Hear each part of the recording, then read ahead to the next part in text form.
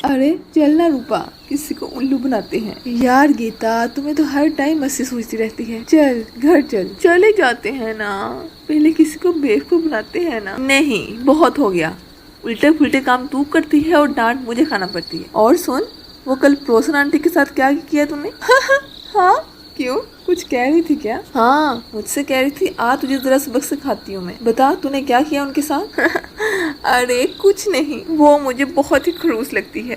जब उन्होंने मुझे कुछ कहा तो मैं उनसे पिट गई। फिर जब उन्होंने कहा कि मैं तुम्हारी अम्मी से शिकायत करूंगी, फिर मैंने भी कह दिया देख लूंगी तुम्हें, मेरा नाम भी रूपा है, रूपा। इतना सुनकर रूपा गीता को मारने के लिए दौड़ी और गीता अपने घर की तरफ भागने लगी। ऐसे ही वो घर पहुंच गई।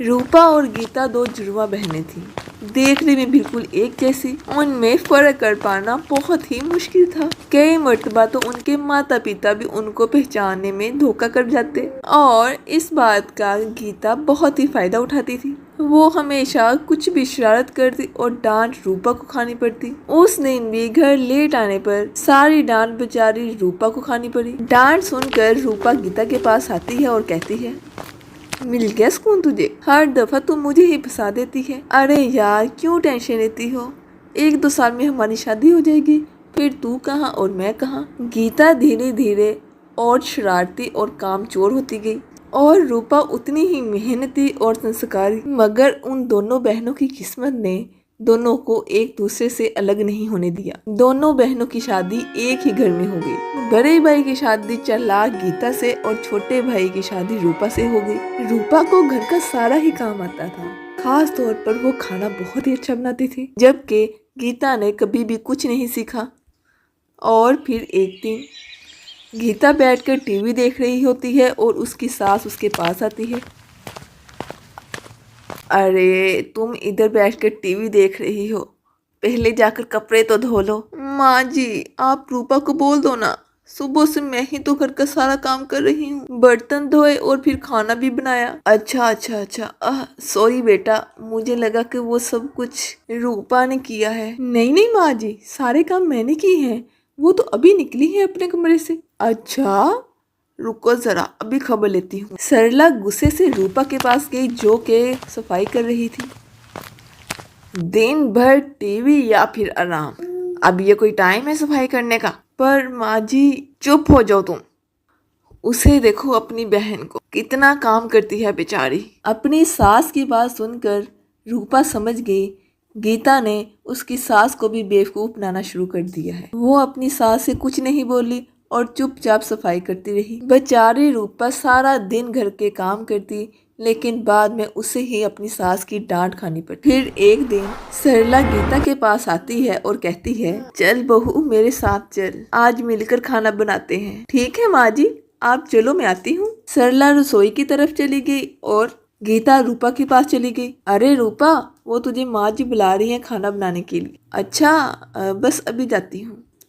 गीता ने एक बार फिर से रूपा को बेवकूफ़ बना दिया था और रूपा भी नहीं जानती थी कि उसकी सास ने उसे नहीं बल्कि गीता को बुलाया था। फिर रूपा रसोई में आती है। अरे आ गई तुम, कहाँ रह गई थी? चलो ऐसा करो तुम आटा गूंद दो और मैं सब्जी काट लेती। ठीक है माँ जी, मैं भी गूंद देती हूँ।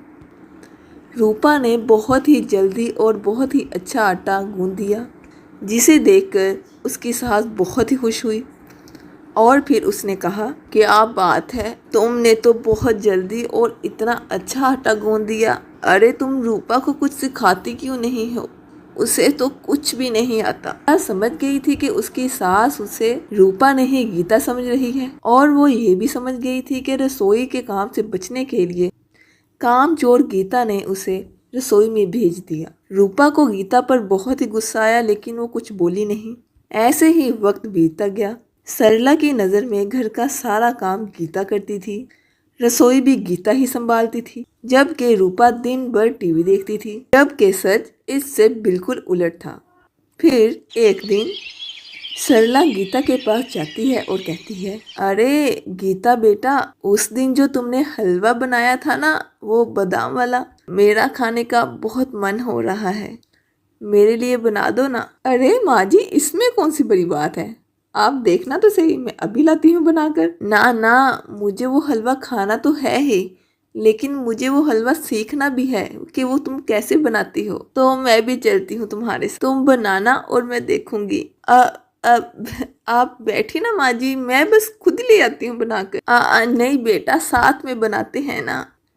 सरला जिद पर अड़ गई थी और दूसरी तरफ गीता भी परेशान हो गई थी, क्योंकि आज तक तो उसने कुछ बनाया ही नहीं था, जबकि उसकी सास को लगता था कि सारी रसोई इसी ने संभाल रखी है।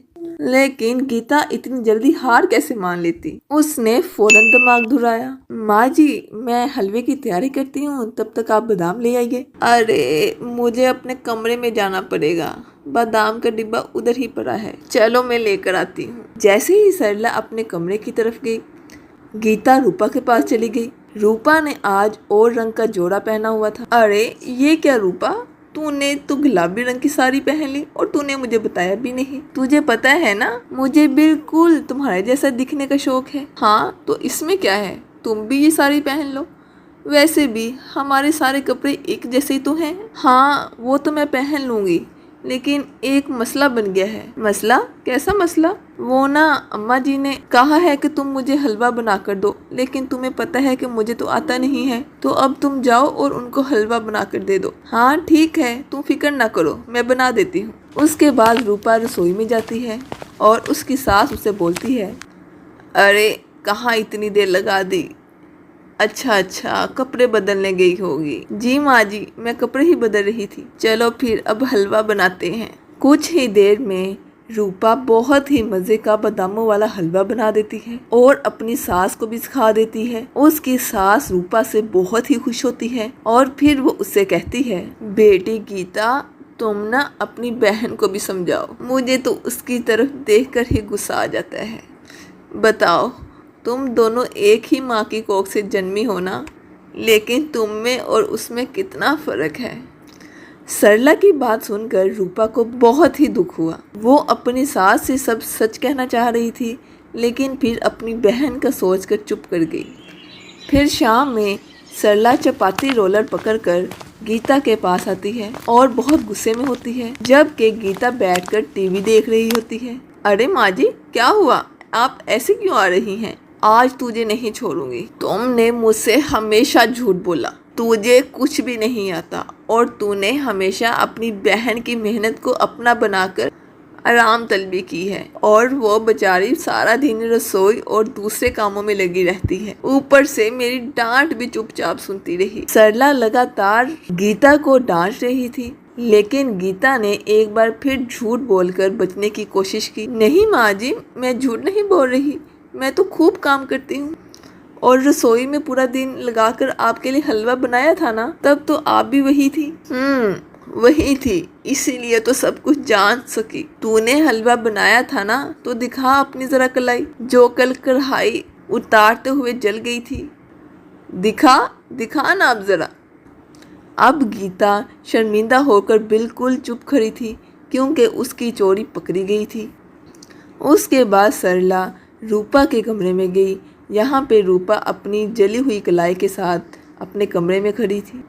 सरला ने रूपा से कहा, मुझे माफ़ कर दो बेटा, लेकिन तुम भी मुझसे वादा करो बेटी कि इस घाव के दूर होने के बाद भी तुम कोई और दर्द नहीं झेलोगी अपनी उस काम चोर बहन की वजह से।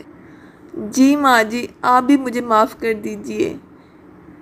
मुझे भी आपसे झूठ नहीं बोलना चाहिए था, वो बस मैं अपनी बहन के लिए ऐसे कर रही थी। हाँ बेटा, मुझे पता है तुम बहुत अच्छी हो जो तुमने अपनी बहन का इतना साथ दिया, लेकिन आइंदा इस गलती की माफ़ी नहीं होगी, नहीं तो तुम सारी ज़िंदगी ऐसे ही चक्की में पीसती रहोगी और वो सारी ज़िंदगी ऐसे ही आराम करती रहेगी। जी माँ जी, ठीक है, अब मैं भी ऐसा कुछ नहीं करूँगी और उसका साथ नहीं दूँगी।